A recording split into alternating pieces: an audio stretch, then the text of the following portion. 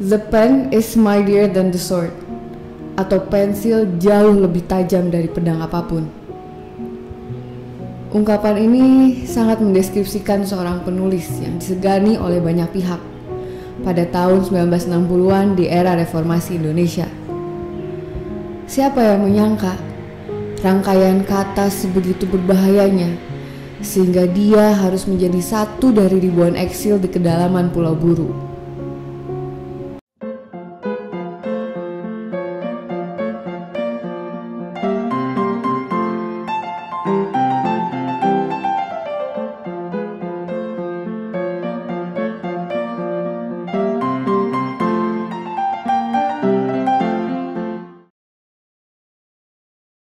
Halo Sobat Perpustaka, pada episode ini kita akan membahas buku The Mute Soliloquy.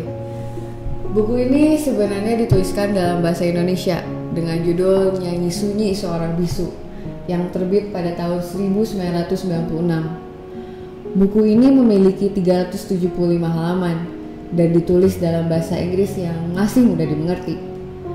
Terdapat 4 bagian besar pada buku ini, yaitu 1. The Mystery of Exile, 2. Fragments of My Life, 3. Lessons for My Children, dan 4. Deliverance. Buku ini adalah sebuah memoir yang berisi kisah hidup sang penulis selama ia berada di Pulau Buru. Dia menceritakan bagaimana hidup tanpa memiliki hak, suara, dan kebebasan. Pada buku ini juga dia tuliskan pesan kepada anak-anaknya yang berada jauh darinya. Pada bagian akhir buku ini, penulis menyisipkan nama dan alamat rekan-rekan yang turut mencicipi pahitnya kehidupan di Pulau Buru. Bagian ini ia namai The Dead and the Missing. Ia menyisipkan nama mereka sebagai tanda bahwa ada sejarah kemanusiaan yang terjadi di sana. Kira-kira bisakah kamu menebak penulis itu?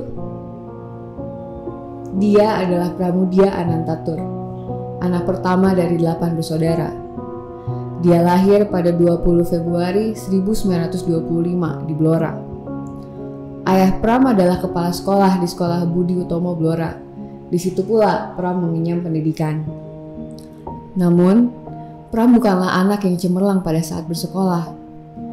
Ia kesulitan mengikuti pelajaran, sehingga ia memerlukan waktu 10 tahun untuk menyelesaikan pendidikan dasar.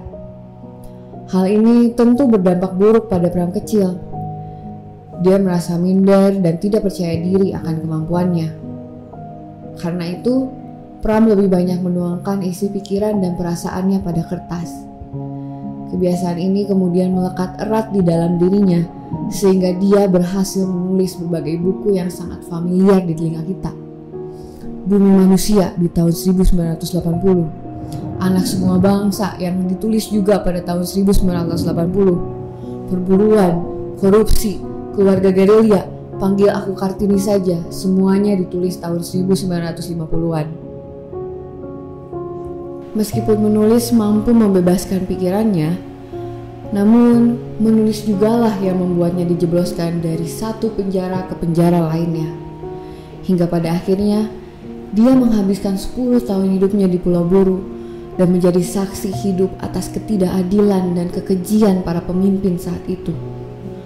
Namun, hal itu tidak serta-merta memutus semangatnya untuk menulis. Di tengah ketidakmungkinan di Pulau Buru, Pram selalu menemukan cara untuk menyentuh orang dengan ceritanya. Ketika kertas sudah habis terpakai, dia akan menulis di kertas-kertas semen.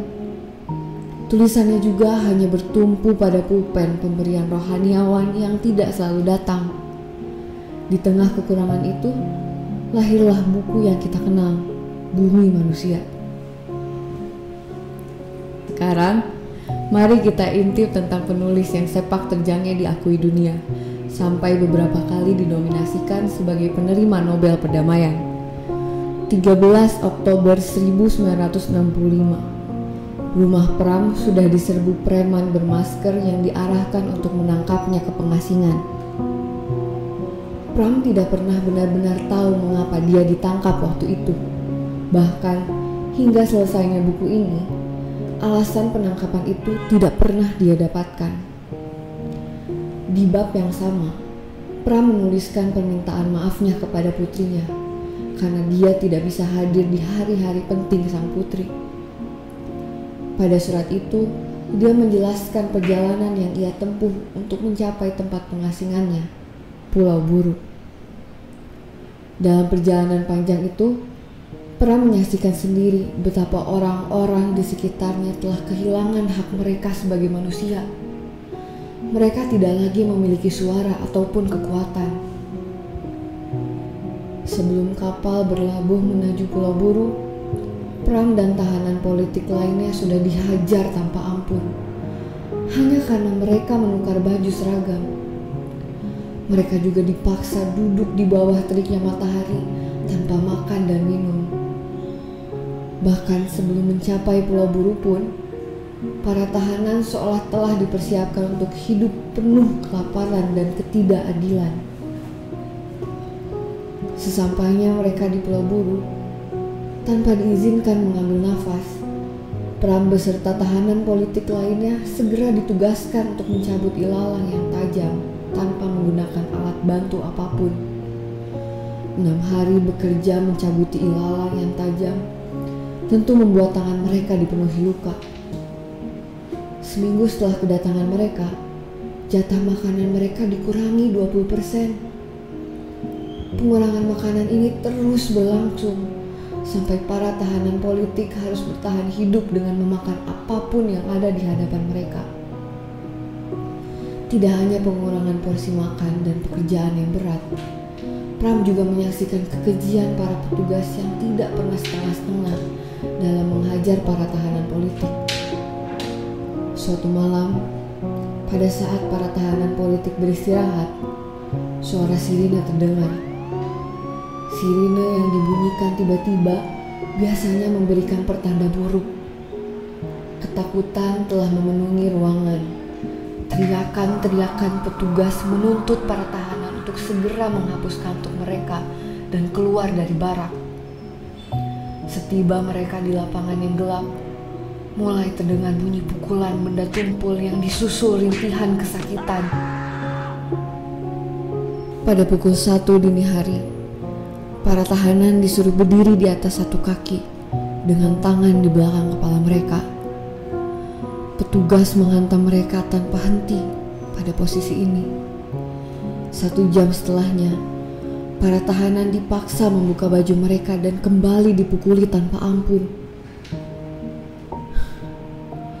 Ini adalah salah satu dari beberapa kejadian pedih yang disaksikan Pram semasa dia hidup di Pulau Buru. Namun, pembahasan Pram tidak hanya tentang kehidupannya di Pulau Buru. Dia juga menceritakan kehidupannya sebelum terperangkap di Pulau Buru. Dia menceritakan kehidupan keluarganya di masa dia kecil. Pram dengan apik menceritakan hubungannya dengan orang tuanya. Di awal, sempat disebutkan bahwa Pram menyelesaikan pendidikan sekolah dasar lebih lama dari siswa pada umumnya. Ada alasan mengapa seorang anak kepala sekolah malah tidak menerima kemudahan untuk lulus dari sekolah yang dipimpin ayahnya pada saat itu. Di mata Pram kecil, sang ayah adalah sosok panutan yang disiplin dan kukuh dalam pendiriannya. Sang ayah tidak memberikan jalan yang mudah bagi Pram, karena ia ingin Pram lulus dengan kemampuannya sendiri. Namun pada saat Pram beranjak dewasa, hubungannya antara sang ayah mengalami pasang surut. Baginya, sosok panutan itu telah pudar dari sang ayah. Apa yang terjadi antara Pram dan ayahnya? Lalu, bagaimana hubungannya dengan sang ibu?